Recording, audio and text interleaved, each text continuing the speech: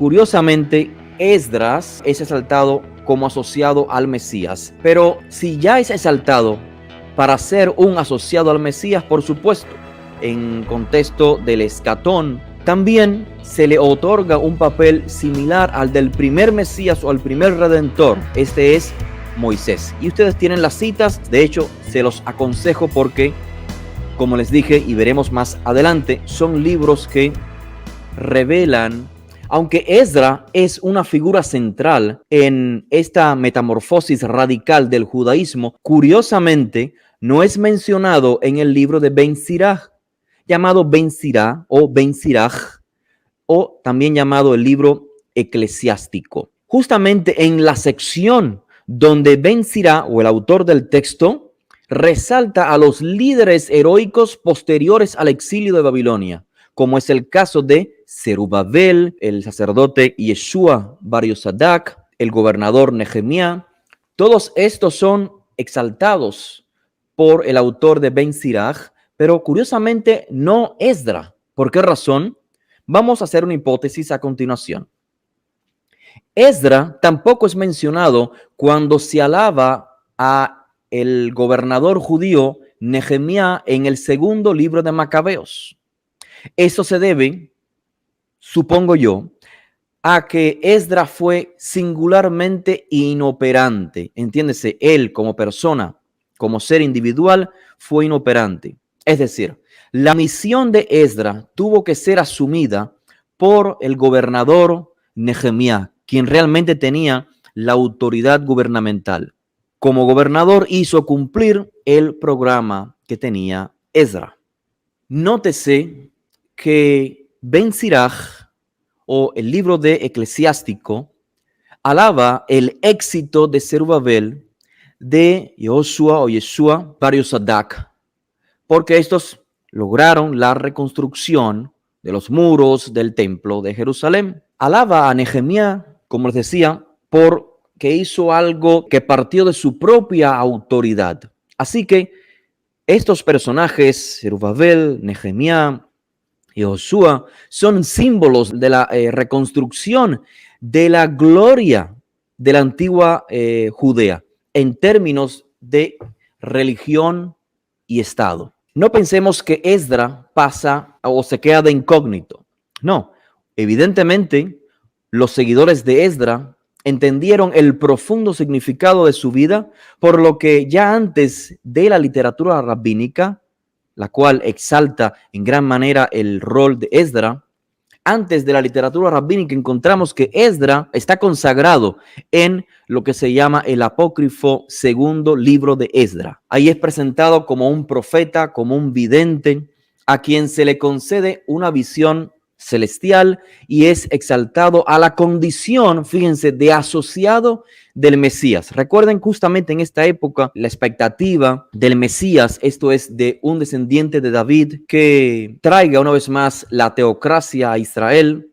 Ese rol es destacado por encima de otros, por encima del sacerdote inclusive, y curiosamente Esdras es exaltado como asociado al Mesías. Pero si ya es exaltado para ser un asociado al Mesías, por supuesto, en contexto del escatón, también se le otorga un papel similar al del primer Mesías o al primer Redentor. Este es Moisés. Y ustedes tienen las citas, luego pueden buscar esos libros, se encuentran, son libros llamados apócrifos, es decir, nunca entraron en lo que es el canon, pero en el internet ustedes pueden encontrar estos libros y leer con mayor detenimiento estas citas. De hecho, se los aconsejo porque, como les dije y veremos más adelante, son libros que revelan diferentes judaísmos de esta época en cuestión. Vamos a ver que sí existe una diferencia entre estos judaísmos o estas proyecciones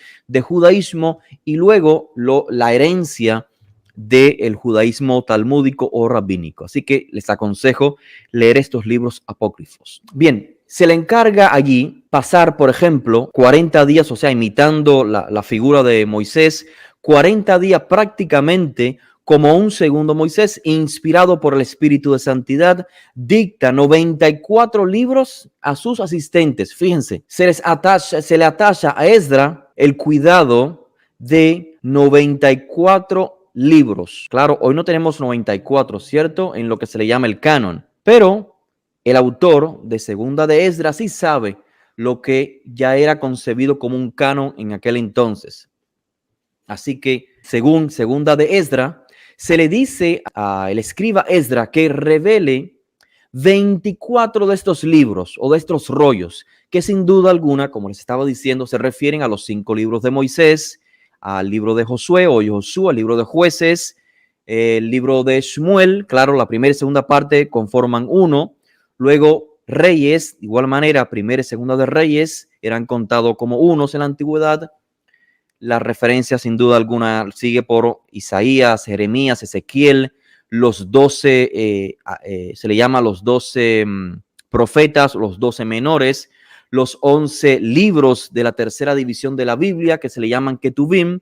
Así que Segunda de Esdras considera como gran importancia el rol del escriba Esdras. Así que no solamente pensemos que por el hecho de que algunos libros, repito, como el libro de sabiduría de Ben Sirach, no resalta el rol de Esdras, sus intenciones, o sea, sus razones tenía, evidentemente.